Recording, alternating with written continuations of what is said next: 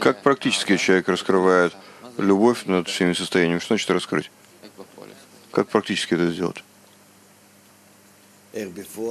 Как на практике человек раскрывает любовь?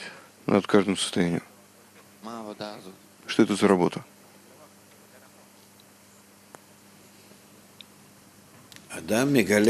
Человек раскрывает любовь на практике, если есть у него уже килим слияния. Это очень продвинутые этапы. Я даже не знаю, о чем ты спрашиваешь. Вы сказали, что над каждым состоянием человек не должен углубляться и спрашивать, почему оно пришло к нему, а он должен над каждым состоянием раскрывать любовь. Что это за работа? Что нам надо делать?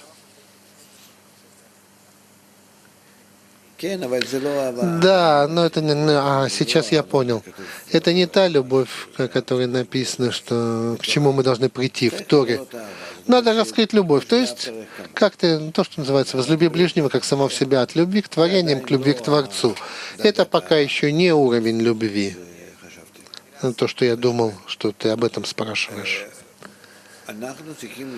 Мы должны стремиться, любовь выражает объединение. Отдача ради отдачи не выражает объединение. Но это как бы не делает товарищу то, что тебе самому ненавистно. То есть ты в своем, он в своем, я не трогаю, я нейтрализую свое эго от того, чтобы вредить каждому. Наоборот.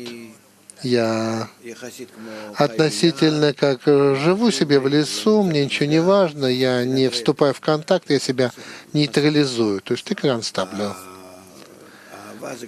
Любовь — это когда я уже использую свои килим в получении ради отдачи. Это выражение любви.